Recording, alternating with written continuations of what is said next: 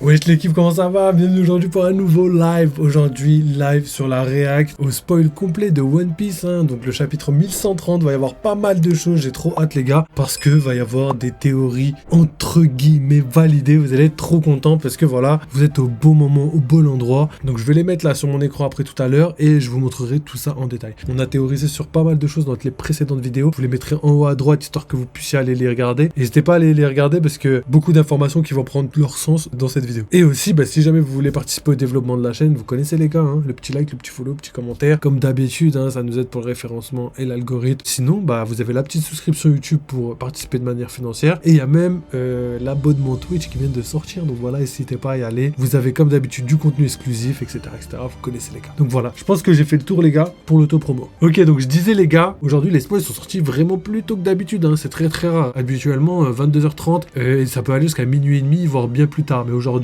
les gars, je pense que voilà, les leakers, ils étaient tellement impatients par rapport à ce qui s'est passé que voilà, légendaire les gars, légendaire. Donc c'est parti aujourd'hui pour les spoils 1130 de One Piece. Donc voilà, c'est sorti très tôt aujourd'hui, on a eu de la chance. Et le chapitre s'appelle Le Prince Maudit. Déjà, ça en dit beaucoup sur la vision qu'on doit actuellement avoir sur le Prince Loki, mais vous allez voir qu'on va un petit peu détailler pas mal de choses. Surtout sur ça. Ensuite, première phrase, le chapitre commence sur le navire d'Elbaf. Donc le navire, le fameux navire qui ont aidé Luffy et ses compagnons à quitter Egghead pour arriver sur Elbaf. Donc Franky annonce aux géants qu'il souhaite arrêter les recherches. Du coup on se pose la question, c'est vrai là quand on voit ça comme ça on dit wesh Franky c'est un baiser lui, comment ça il va arrêter les recherches?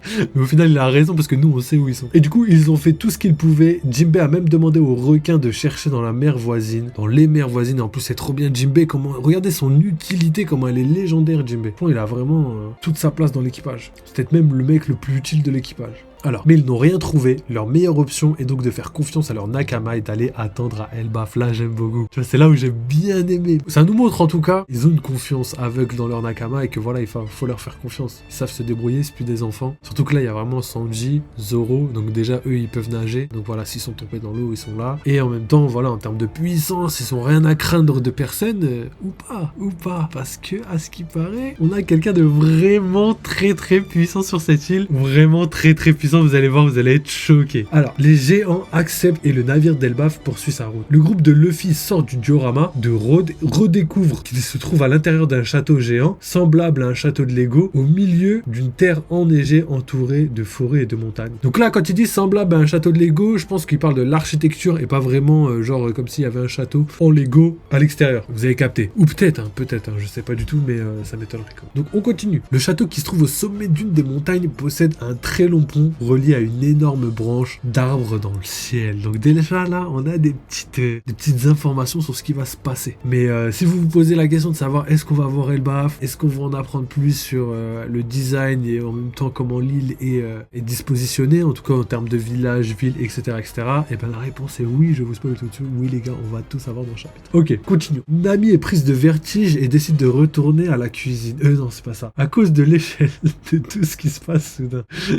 Il voit quelqu'un traverser le pont en direction du château et se cacher. Les deux personnes qui arrivent au château sont Goldberg et Gerd, deux membres de l'équipage des géants dirigés par Ashruddin. Donc voilà, on revoit les géants donc de l'équipage des géants. On a vu Rhodes, donc le dieu soleil. Mais vous allez comprendre pourquoi Rhodes s'appelait le dieu soleil, pourquoi il avait décidé de s'appeler le dieu soleil, parce que vous allez très très vite comprendre dans les prochaines phrases l'intérêt du dieu soleil sur Elbaf et ce que ça représente, même si vous avez déjà une petite idée normalement. Donc voilà, en tout cas on revoit les deux géants, donc Goldberg et Gerd. À côté de Gerd se trouve Piper, sa chouette géante. Donc voilà, encore un animal gigantesque qui accompagne les pirates des géants. Ensuite, Gerd, du coup, il dit: me demande bien pourquoi Ashruddin a laissé un tel énergumène faire partie de notre équipage. Goldberg, eh bien, parce qu'il a de vraies compétences en tant que navigateur. Gerd répond: je le déteste, il est plus une honte d'Elbaf que Loki. Donc voilà, déjà là, on a des petites informations qui fuitent sur Loki, étant donné que, voilà, on savait pas quelle était sa réputation, en tout cas au sein des géants d'Elbaf, et là on commence à comprendre que Loki n'est pas quelqu'un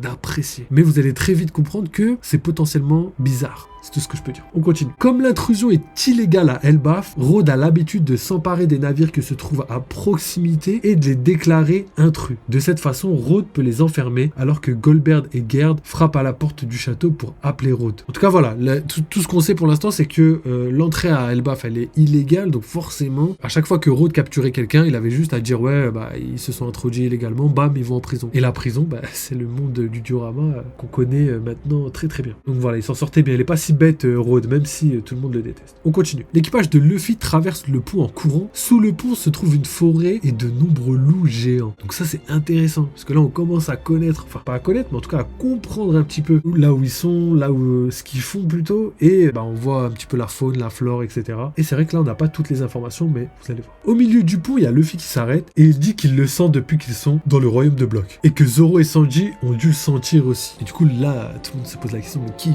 de qui il parle? De quoi il parle? Et du coup, Luffy, il parle et il dit, c'est le cri d'un homme si puissant que je peux le sentir dans tout mon corps. Donc là, déjà, c'est des paroles qui sont pas anodines. De telles paroles, on les a pas eues, par exemple, pour Kizaru, un amiral ou quoi, tu vois. Il disait, ouais, il y a quelqu'un de très fort qui arrive, des trucs comme ça. Mais là, on peut comprendre que c'est encore bien plus grand. En tout cas, on a l'impression que c'est encore bien plus grand que ça. Donc Luffy va aller voir d'où vient ce cri, pardon. Et Sanji dit qu'il va rester avec le groupe et empêcher Zoro d'aller avec Luffy.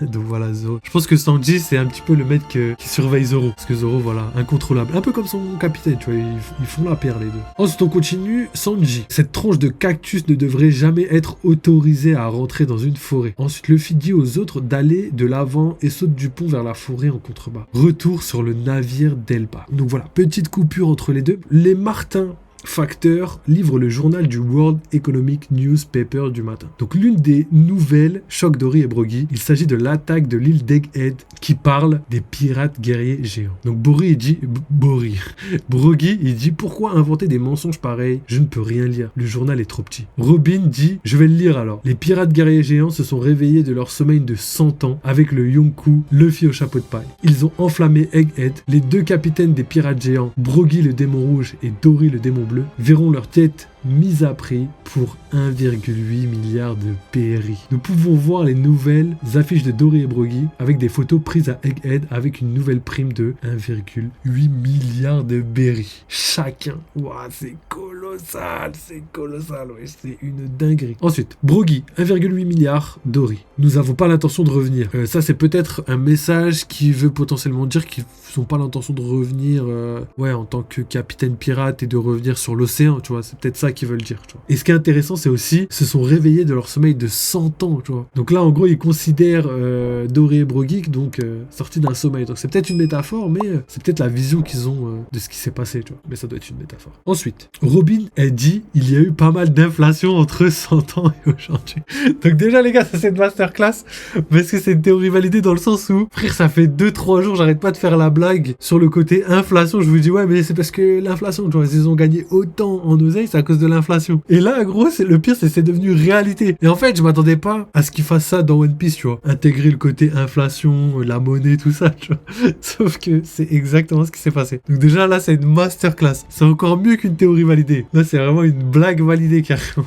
Je suis explosé. Mais du coup, ça explique aussi la prime basse de Dory et Brogy, alors qu'aujourd'hui, elle vaut beaucoup plus, tu vois. Surtout que c'est des gars qui maîtrisent du haki et tout, et on le savait même pas à l'époque, tu vois. Mais pour la cohérence de l'œuvre, pardon, il était obligé de passer par là. Donc voilà, masterclass, je kiffe. Il a vraiment pris ma blague au pied de la lettre, je suis explosé. Continuons les gars. Mais c'est un chiffre raisonnable pour les chefs des guerriers Elba. Et du coup, le journal rapporte également que Luffy est celui qui a tué Vegapunk. Avec une énorme photo de Luffy utilisant la forme du Gear 5. Robin voit la photo, s'arrête parce qu'elle remarque une marque X sur le bras de Luffy sur la photo du journal. Du coup, c'est bizarre les gars. Ça, c'est bizarre les gars. Ça, c'est bizarre de ouf parce que j'ai pas compris l'intérêt. Donc déjà, on connaît que la marque X, c'était la marque pour justement différencier les alliés des ennemis à Alabasta, tu vois. Et c'était un X, tu vois. Et les X, vous connaissez, tu vois, c'est aussi présent dans tous les drapeaux pirates. Et en même temps, c'est aussi ce qui symbolise les trésors trésor pirate, tu vois. Et en fait, pour moi, clairement, mais vraiment, je mets vraiment ma main à couper, que ça, c'est vraiment un délire de Joy Boy, tu vois, qui a vraiment gardé ce truc de l'époque d'il y a 800 ans, oubliez pas, c'est lui qui a créé la piraterie, et qu'au final, il l'ait gardé jusqu'à aujourd'hui, enfin, qu'il l'ait transmis sans le vouloir via sa volonté jusqu'à aujourd'hui. Pourquoi? Parce que toute la piraterie repose sur les X, comme je vous l'ai dit, le drapeau, les trésors, et maintenant le petit symbole qui différencie un petit peu les alliés des ennemis à Alabasta. Et c'est potentiellement quelque chose qui est déjà arrivé il y a 800 ans en arrière. Donc voilà, le X est très important. Cependant là, ce qu'elle a dit, c'est que la première fois qu'elle l'a vu, c'est sur une photo, et qu'en plus de ça, c'est quelque chose qui est venu pendant le Gear 5. Donc oubliez pas Gear 5, potentiellement transmission de volonté, mais aussi le fait que ça pourrait être la réincarnation un petit peu de Nika, mais en même temps celle de Joy Boy. Vous comprenez que là, il y a une anguille sous roche là, et qu'on n'a pas d'information. On a une information qui va nous forcer à cogiter, mais on n'a pas de réponse et on comprend pas d'où ça vient et où ça veut aller tout simplement. Continuons les gars. En tout cas, la marque, elle fait flipper un peu. Et Robin dit, cette marque est-elle toujours apparue sur le bras de Luffy lorsqu'il devient le plus libre? Et Franky répond, je me souviens pas vraiment. Après tout, il est toujours en train de rebondir, alors on ne peut pas voir clairement. Robin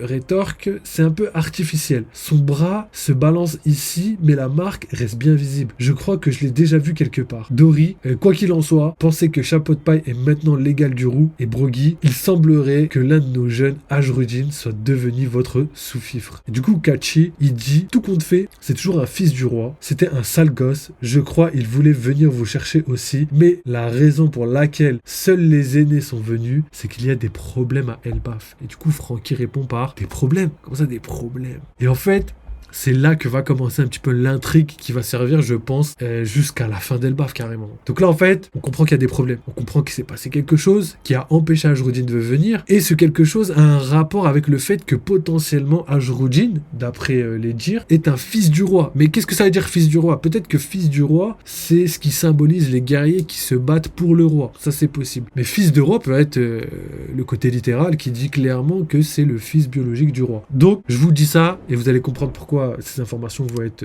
pertinentes pour la suite. On continue. On nous explique que pendant l'absence de Dory et Brogy, Loki, un fils du roi officiel, est né. Donc voilà, c'est là où je vous disais que le côté fils du roi peut être interprété comme étant quelqu'un au service du roi ou comme étant le vrai fils du roi. Et là, c'est grave marrant parce qu'en fait, ce qui est trop cool, c'est un petit peu le parallèle qu'il y a entre le fait que Loki, dans la mythologie nordique, est censé être un fils adopté, tout simplement, et là, il est considéré comme un fils officiel. Du coup, c'est assez marrant le petit parallèle qu'il y a entre la mythologie nordique et la mythologie, la mythologie One Piece, j'allais dire, mais vous avez capté. On nous explique que pendant l'absence de Dory et Brogy, Loki, un fils du roi officiel, est né. Donc c'était pendant l'absence des 100 ans, entre guillemets, quand Dory et Brogy étaient à Little Garden. C'était un géant maléfique appelé le Prince Maudit. Donc déjà commence un petit peu l'entrée en matière, comme à la Big Mom et Kaido, quand tu vois, Kaido il était là en mode il cherche à se suicider, il est invincible, machin chose, tu vois. On commence avec le côté diabolique, tu vois. Et pareil pour Big Mom, elle était là, impossible à tuer, elle peut voler la vie des gens et se l'intégrer, du coup ça le fait qu'elle peut devenir immortelle. Vous avez capté le côté immortalité des deux personnages. Et là, on commence à rentrer un petit peu dans la même construction, mais, je dis bien mais, parce que moi je pense qu'il y a quelque chose de bizarre derrière tout ça. Donc voilà, un géant maléfique appelé le Prince Maudit. Donc Loki a assassiné le roi Harald, son propre père. Donc là déjà, vous commencez à comprendre que l'intrigue commence. Un fratricide, mais pour le daron, je sais pas comment on dit. Un parricide, je crois que c'est un truc comme ça. Donc voilà, un parricide. Et ensuite, pour s'approprier un fruit du démon légendaire qui se transmet dans la famille royale depuis des générations. Nous ne voyons pas le roi Harald dans ce chapitre. Puis Loki a mangé ce fruit. Pas plus d'informations à ce sujet dans le chapitre, malheureusement. Et les guerriers d'Elbaf ont réussi à retenir Loki. Mais il était sur le point de se libérer, alors ils ont eu besoin de la force de tous les guerriers d'Elbaf pour retenir Loki. Donc voilà, je voulais tout vous lire d'un coup parce que voilà, il y a trop de choses les gars. Premièrement, Loki, Prince Maudit. Deuxièmement, ça a l'air d'être quelqu'un de méchant dans le sens où il a tué son propre père, d'après les informations qu'on a. Et en plus de ça, il a volé un fruit du démon légendaire comme Barbe Noire, ce qui l'a rendu extrêmement fort, et il aura fallu tous les géants d'Elbaf pour l'arrêter. Donc voilà, au niveau des informations données, là on commence à péter notre crâne parce que il a l'air d'être surpuissant. Il a l'air d'avoir un fruit tellement puissant. Et en plus, j'avais pensé au fait que ça pourrait être potentiellement le serpent rouge de sang, parce que je vous avais raconté que le serpent rouge de sang, c'était quelque chose qui a été mentionné par Dory et Broggy à l'époque de Little Garden, et que c'était la seule chose qui pouvait résister à leur hache. Et au final, c'est impossible étant donné qu'on vient de comprendre que Loki est né pendant que Dory et Broggy étaient absents. C'est-à-dire que le serpent rouge de sang a existé bien avant Dory et Broggy. Mais peut-être que ça a un lien avec le fruit du démon qui se transmet depuis des générations et des générations. C'est pas impossible non plus. Mais voilà, vous connaissez la théorie du fait que ça pourrait être Redline, parce que voilà, le Jormungand, le serpent qui se mord la queue dans la mythologie viking et qui fait le tour de la Terre, pourrait être tout simplement Redline. Donc rouge de sang, Redline, serpent, Jormungand, vous avez capté le lien, c'est une des, entre guillemets, meilleures théories. Donc voilà, tout ça pour vous dire que Loki, là, c'est une masterclass. Loki, c'est une masterclass et c'est pas fini, les gars. C'est pas fini parce qu'il va discuter avec Luffy et là, j'ai trop hâte. Donc voilà, les gars, c'est terminé pour la partie 1. Je vous mets la partie 2 juste en haut à droite, histoire que vous puissiez basculer directement sur la partie 2. Et sinon, merci à tous ceux qui soutiennent la chaîne. N'hésitez pas à liker, à commenter et à follow si c'est pas déjà fait. Et vous avez aussi la souscription qui vous permet d'avoir du contenu exclusif autant sur YouTube que sur Twitch. Donc voilà, pas mal de choses. N'hésitez pas à aller regarder ce qu'on fait sur Discord, sur Twitter. Voilà, vous avez toutes les infos, les gars. Donc merci, n'oubliez pas, vive le jeu vidéo, vive One Piece et à très vite.